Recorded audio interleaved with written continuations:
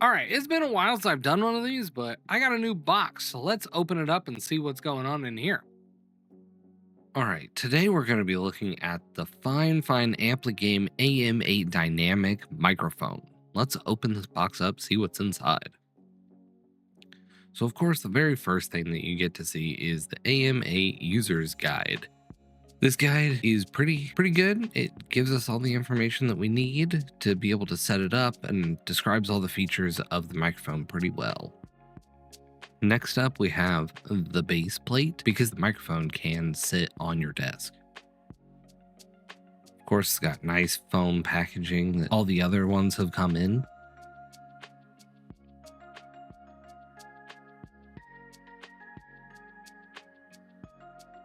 On this microphone, it's got nice little screw mounting, so you can either screw it directly to the plate or you can use it to use a boom arm. On the bottom, we have an XLR connection and a USB-C connection with headphone jack.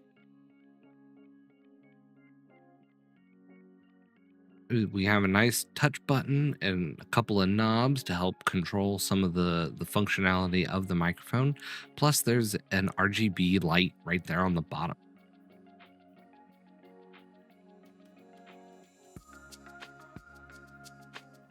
Inside this little foam packaging, we've also still got a USB to USB-C cable. I like this because it has an adapter where it can be a USB-C or the regular USB connection, which is honestly pretty awesome.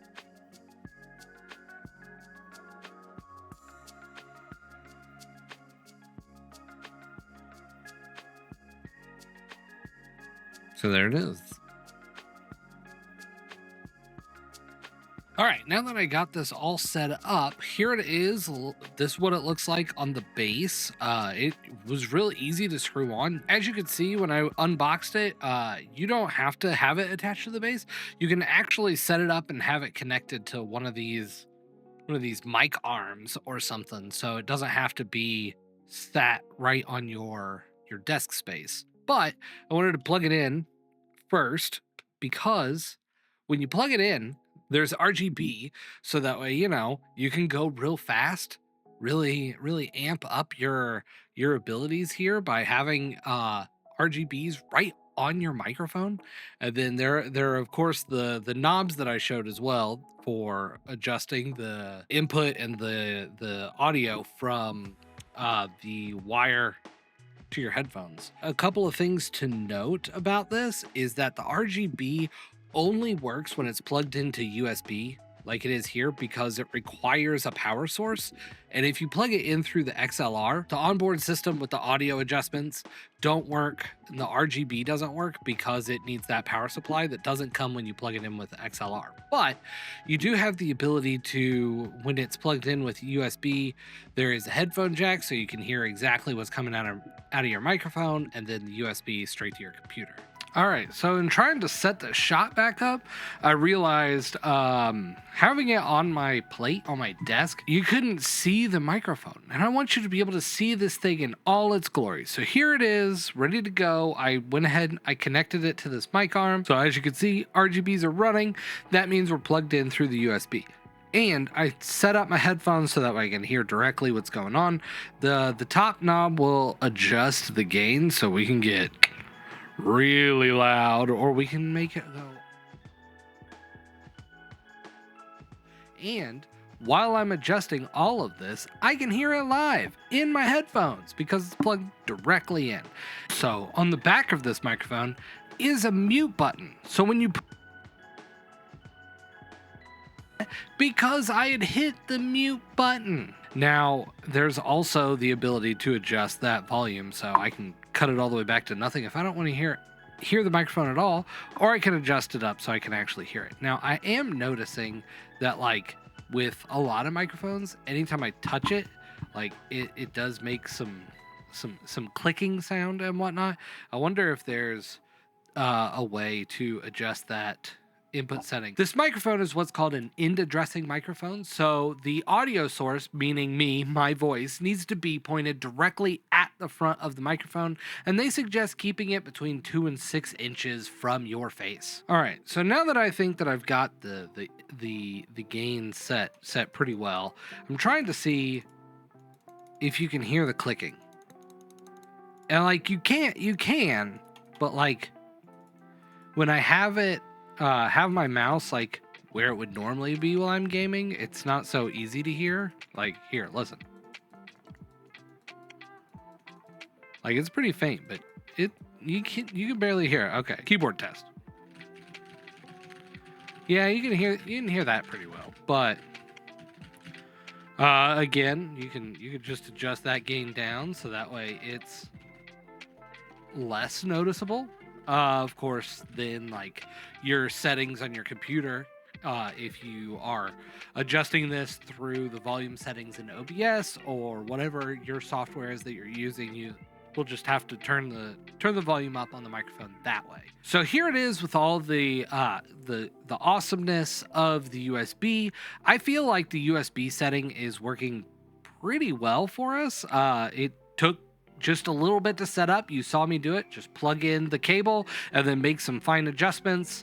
I have it running through my computer and everything seems to be running pretty well. Let's plug it in with the XLR and see what we could do with that. All right, so now I've plugged it in with my XLR cable. As you can see, the lights have gone off. I'm no longer connected directly to the headset. I'm using all my normal stream software to try to get this thing sounding right. The adjustments on the knobs no longer work, so you shouldn't be hearing any difference at all.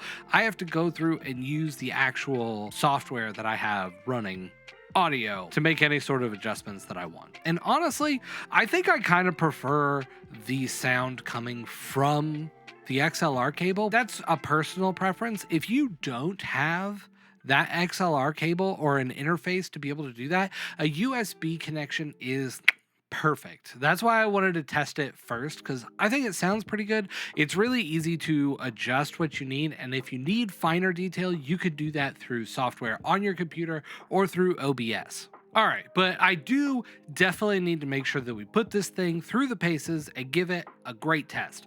So I'm gonna go ahead, boot up Destiny, and let's see how it works in a PvP match. All right, well, I was sitting here waiting for this whole thing to boot up. I was sitting here pounding on my desk, and I mean, like, you can still hear it pretty darn well. So that's something to watch out for. I also just like clunked my coffee mug down.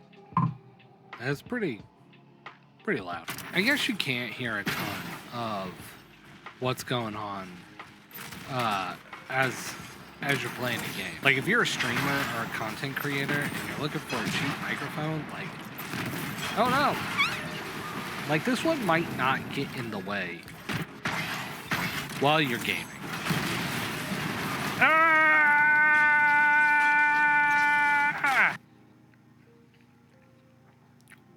Gamer Snack sounded come through not at all, so positive. Oof. Yeah, that's what I was certain was gonna happen. Is we're picking up all my desk noise now, which I'm not a big fan of, as I said with the other microphone. But I also have had to turn up the gain a lot, because now the microphone is quite a distance from my face. It's not right here like I would want it to be. It's all the way down here. Which, I mean, you can hear, again, you can hear desk sounds. I don't know, if you want like a good microphone that's gonna be able to like work, this one seems fine. It's good quality straight out of the box. There's barely any fine tuning you need to do with it. It's just, I wouldn't use it on the base plate. No! Ah! just giving it a screen test, you know. So for the price point of $55, I think this is a pretty decent microphone, especially if you want to do some gaming or some content creation.